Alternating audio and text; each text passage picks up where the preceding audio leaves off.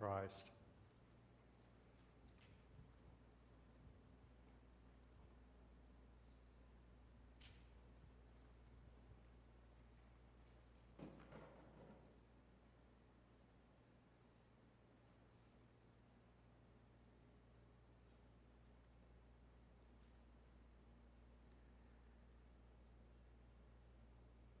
I have to tell you, this is really, really weird. You and I were in a strange place. I mean, you're there, wherever there is, and I'm here. And I have to tell you up front that we miss you. Gary, can you do a wide shot of the congregation? We would like to show you who all is here with us. Just take a minute to look at this. This is it. Julie's sitting over here on this side. Susie's here. And we got 3 guys up in the booth. But we're glad that you are here with us. We're glad that you've chosen to take your time today, even if you're in your pajamas watching us. And if you're not, please don't put that in the comments. We don't want to know. But we're glad you're here with us. It's strange, strange times that we're in. After all, we're basically empty this morning at our 9:30 service. There are no blackout curtains on the windows to warn us, so that we won't be seen by the bombers going over. There's no prediction that there's some serial killer in the area to stay locked in our houses and our places. None of that is happening. It's a very strange kind of thing that you and I are dealing with. It's a strange time indeed. I dare say most of us have not lived through a time like this. And I'll be honest with you, for those of you who got my letter the other day, you know that I said, I hope when we get through this that we will say Father Ray overreacted.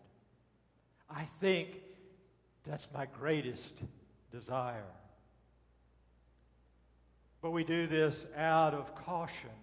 We do this, and it's strange. It is so strange to do this. Sometimes I think that you and I become comfortable with our lives of faith. Whatever our faith may be, we find our comfortable position there and we hold on to it. And we look for it to bring us comfort and to ease our minds. And I would love to say to you, this is all okay, there's nothing there, but I can't do that. This is a strange place for you and I to walk. It's a strange place to be. But we should remember that in our lives of faith, the stories of our faith are stories that involve our going to strange lands, going to unsafe places and unknown futures. Our stories of faith are filled with these.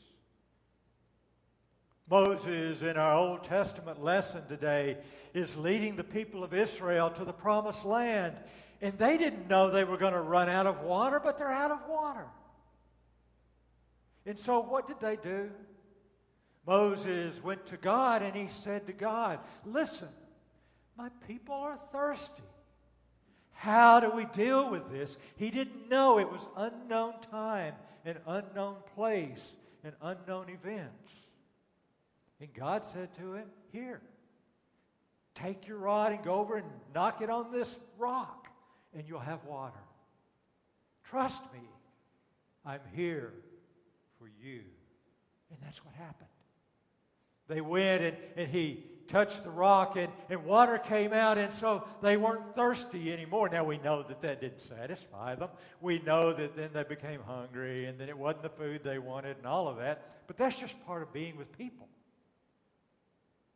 But the unknown part Moses went to God and said to God, how do I do this? And God says, I am with you. In this beautiful story from the Gospels this morning, Jesus goes to a strange land, Samaria. Samaria, that wasn't where the Jews normally went. They didn't get along with the Samaritans. The Samaritans did not like them. They didn't like the Samaritans. But here's Jesus in a hostile territory. And what does he do? He goes up to a woman in that territory and he begins to engage her and to talk with her. He wasn't afraid. He didn't go, oh, I can't talk to her because she's not a friendly person. And out of that whole engagement, out of that whole time, what happened was that she drew close to him and she was transformed. She became someone new. I think that's where you and I find ourselves, similar kind of places. We find ourselves in some ways in a strange land, walking a strange journey, trying to get to some place we're not quite sure even what it looks like. And here we are, taken out of the comfort of our daily lives. We can't do the things we've always done in the ways we've done them before. Strange, weird. So I think that what you and I must do is we must find within these stories some hope for ourselves, even in this time, and I think they're there. I think that Moses teaches us that one of the main things for ourselves is to always remember that no matter how badly things may get, God is with us, and that there is a way through this if we can only trust and trust God. We must hold on to that trust of the one who has always been with us. God was present to the Samaritan woman through Jesus. He didn't let her down. He didn't let her go, but through Christ, she was transformed and made new, and she was given hope for her daily lives. It's true for us, too. For those of us who find ourselves in whatever instances we may find. For those of us who are taken out of our day-to-day lives and placed in some new and unknown place. Trusting God and having the patience to understand that God is always with us and there is always a way through this can help us have hope for the times to come and for this time even now. I know some things, at least I trust some things, as you and I are in this strange place. I trust that no matter where you are and where I am and whether you're here or not, we are still the body of Christ. And for those of you who attend here and are part of Iona Hope, we are Iona Hope. It doesn't matter where you are or I am. That's who we are. We're part of Christ. The second thing that I know is that the only way through this is through this.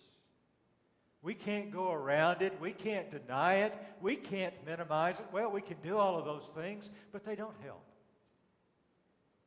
It's just up to us to look to each other and to look to God to make our way through it. And the last thing that I know that I will share with you now is that no matter where you or I go, or the route that you and I walk, or how we may feel about it, we are never alone. God is always with us. And in God we find our strength, our courage, and our hope. May God bless us wherever we are and give us the strength and courage to live our lives of faith at all times.